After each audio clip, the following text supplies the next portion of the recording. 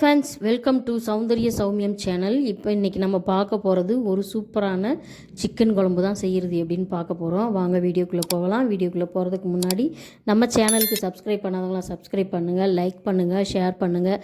கண்டிப்பாக பெல் பட்டனை கிளிக் பண்ணி வச்சுக்கோங்க. அப்போ தான் நாங்கள் போடுற வீடியோ முன்னாடியே உங்களுக்கு வந்து சேரும். இந்த சிக்கன் குழம்பு வைக்கிறதுக்கு தேவையான வெங்காயம், தக்காளி, பச்சை மிளகாய், இஞ்சி, பூண்டு எல்லாமே நான் தயார் பண்ணி வச்சுட்டேன் முன்னாடியே.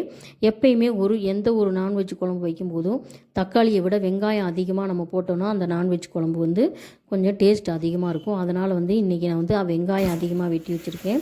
இன்றைக்கி வந்து நான் சிக்கன் குழம்பு வைக்க போகிறேன். இந்த சிக்கன் வந்து நம்ம ஒரு 3/4 கிலோ அளவு எடுத்து வச்சுருக்கோம். அதை வந்து நம்ம சுத்தம் பண்ணிக்கலாம். எப்பயுமே எந்த மீனோ மட்டனோ வந்து ரொம்ப கழுவக்கூடாதுன்னு சொல்லுவாங்க. ஆனால் சிக்கனை பொறுத்தவரையில், கோழி இறைச்சியை பொறுத்தவரையில் கொஞ்சம் 4-5 தடவை கழுவுனா தான் அதில் எதுனா டஸ்ட் இருந்தாலோ ஏதாவது இருந்தாலோ நம்மளுக்கு வந்து அது வந்து குழம்பு வந்து வைக்கும்போது அது பாதிக்காமல் இருக்கும். அதனால் 4-5 தடவை கொஞ்சம் கழுவிக்கோங்க. இன்னும் ஒரு படி மேலே வந்து கொஞ்சம் மஞ்சத்தூள் போட்டிங்கன்னா இன்னும் வந்து கொஞ்சம் கிருமி நாசினியாக இருக்கும். இப்போ வந்து நம்ம நல்லா 4-5 தடவை கழுவி எடுத்து வச்சுக்கிட்டு அடுத்த வேலைகளை பார்க்கலாம். இப்போ இதுக்கு தேவையான தேங்காயை வந்து வெட்டி வச்சுக்கலாம். இந்த குழம்பு கண்டிப்பாக தேங்காய் ஊற்றணுமா அப்படின்னு கேட்டாக்கா ஊற்றணுன்றதும் அவசியம் இல்லை, ஊற்றாமலும் செய்யலாம். கொஞ்சம் டேஸ்ட் கொஞ்சம் காரமாக இருக்கும். அதுக்காக வந்து நம்ம தேங்காய் அரைச்சி ஊற்றி வைக்கிறோம். இந்த தேங்காய் அரைச்சி ஊற்றி வைக்கும்போது இன்னும் கொஞ்சம் டேஸ்ட் கொஞ்சம் அதிகப்படும். அதுக்காக தான் நம்ம வந்து தேங்காய் அரைச்சி ஊற்றுறோம். இப்போ வந்து நான் தேங்காயை வெட்டிக்கிட்டு இருக்கேன் பார்த்தீங்களா. இந்த மாதிரி எப்போயுமே நீங்கள் தேங்காய் அரைக்கும் போது தேங்காய் பல்களை பெருசாக போட்டு அரைக்காமல் இந்த மாதிரி வெட்டி சிறிய பல்களாக போட்டு நீங்கள் மிக்ஸி ஜாரில் அரைக்கும் போது மிக்ஸி ஜார் வந்து நம்மளுக்கு ரொம்ப நாள் நீண்ட நாள் வந்து கெடாமல் நம்மளுக்கு இருக்கும், பாதுகாப்பாக இருக்கும். நீங்கள் பெரிய பத்தையாக போட்டு நீங்கள் தேங்காயை அரைக்கும் போது அந்த மிக்ஸி ஜார் வந்து கெடுறதுக்கு அதிகமான சான்ஸ் இருக்குது. அதுக்கு தான் நான் வந்து எப்பயுமே வெட்டி தான் நான் அரைப்பேன், வெட்டி போட்டு தான் அரைப்பேன்.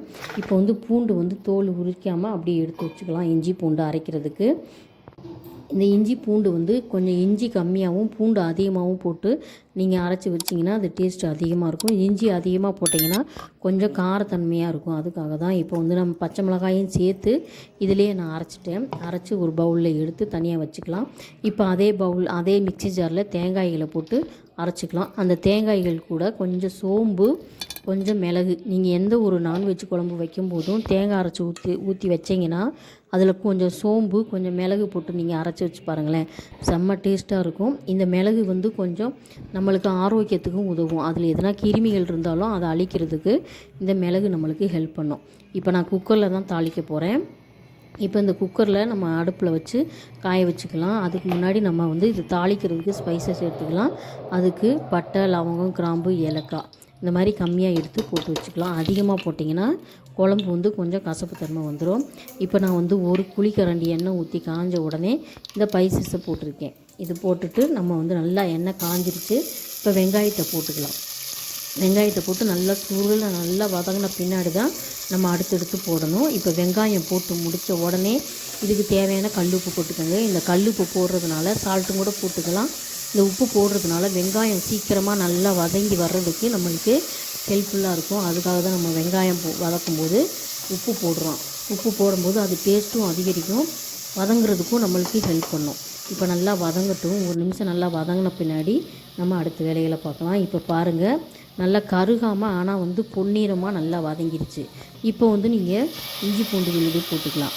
நீங்கள் வந்து கறியை போட்டுட்டு அதுக்கப்புறமா இஞ்சி பூண்டு போட்டிங்கன்னா அந்த டேஸ்ட்டு வேறு மாதிரி இருக்கும். நீங்கள் வெங்காயம் நல்லா வதங்கின பின்னாடி இஞ்சி பூண்டு போட்டு அந்த பூண்டு டேஸ்ட்டு அந்த பச்சை வாசனையெல்லாம் போன பின்னாடி நீங்கள் கறியை போட்டிங்கன்னா அதோடய டேஸ்ட்டு நல்லாயிருக்கும்.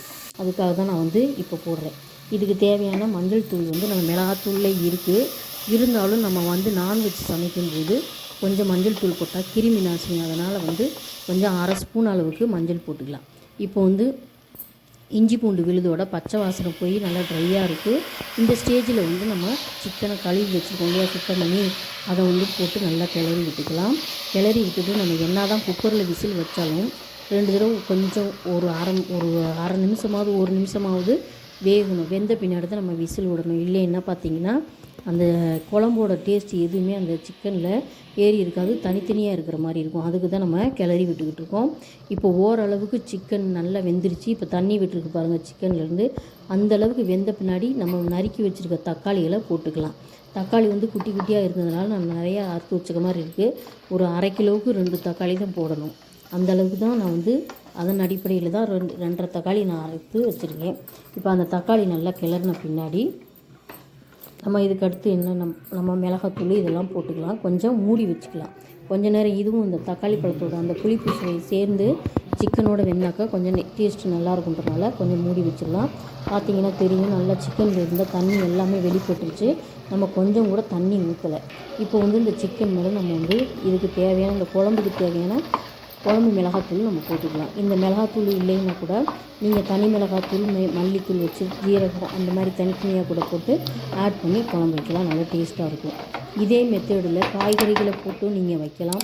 காளான் போட்டு இதே மெத்தடில் நீங்கள் வச்சிங்கன்னா சூப்பராக இருக்கும் டேஸ்ட்டு. இன்றைக்கி நம்ம இந்த சிக்கன் போட்டு சிக்கன் குழம்பாக வைக்கிறோம். அவ்வளோதான். இப்போ இதுக்கு தேவையான தண்ணியை ஊற்றிக்கலாம். ஊற்றிட்டு கொதித்து நல்லா கொதித்த பின்னாடி இதில் உப்பு உரப்பெல்லாம் கரெக்டாக இருக்குது அப்படின்னு சொல்லி செக் பண்ண பின்னாடி நம்ம வந்து தேங்காய் அரைச்சி ஊற்றிக்கலாம். ஏன்னு கேட்டிங்கன்னா தேங்காய் அரைச்சி ஊற்றுறதுக்கு முன்னாடியே நம்ம போட்டால் தான் அந்த டேஸ்ட் இருக்கும். அதுக்கப்புறம் நீங்கள் உப்பு உரப்பு சேர்த்திங்கன்னா அதோட டேஸ்ட்டு வேறு மாதிரி இருக்கும். அதுக்காக தான் இப்போ நல்லா கொதித்து நல்லா மிங்கிலாகி வெந்துருச்சு. இப்போ தான் வந்து இப்போ தேங்காய் அரைச்சி ஊற்றிருக்கேன். அந்த விழுதை வந்து ஊற்றி நல்லா கிளறி விட்டுட்டு இதுக்கு தேவையான குழம்புக்கு தண்ணி ஊற்றிக்கலாம். ஒரு சிலர் வந்து ரொம்ப திக்காகவும் சாப்பிடுவாங்க. ஒரு சிலர் நார்மலாக வச்சுருப்பாங்க. நான் அந்த வந்து சாதத்தில் ஊற்றி சாப்பிட்றதுக்காக கொஞ்சம் தண்ணி ஊற்றிருக்கிறேன். நீங்கள் வந்து சப்பாத்தி தோசை இட்லிக்குன்னா கொஞ்சம் திக்காக இருக்கலாம். இது தண்ணியாக இருந்தாலும் நல்லாயிருக்கும். இது வந்து டிஃபன் ஐட்டத்துக்கும் நல்லாயிருக்கும், சாதத்துக்கும் நல்லாயிருக்கும். இப்போ விசில் மூடியாச்சு. தேங்காய் அரைச்சி ஊற்றிட்டு இப்போ விசில் போட்டாச்சு. இப்போ விசில் வந்து ஒரு 3 விசில் வந்தால் போதும். ஏன்னு கேட்டிங்கன்னா நம்ம முன்னாடியே நம்ம ஓரளவுக்கு பாதி வெந்துடுச்சு. இதுக்கப்புறம் ஒரு 2 விசில் விட்டாலே நல்லா வெந்துடும் குக்கரில். இப்போ சூப்பரான சிக்கன் குழம்பு தயாராகிருச்சு. இந்த குழம்பு வந்து அல்டிமேட்டாக இருக்கும். இது வந்து சாதத்துக்கும் நல்லாயிருக்கும், டிஃபன் ஐட்டத்துக்கும் நல்லாயிருக்கும். தோசை, இட்லி, சப்பாத்தி எல்லாத்துக்குமே சூப்பராக இருக்கும் இந்த சிக்கன் குழம்பு. நீங்களும் இதே மாதிரி இந்த சிக்கன் குழம்பை செஞ்சு பாருங்கள். உங்கள் வீட்டில் செஞ்சு பார்த்துட்டு கமெண்ட் பண்ணுங்கள். தேங்க்யூ.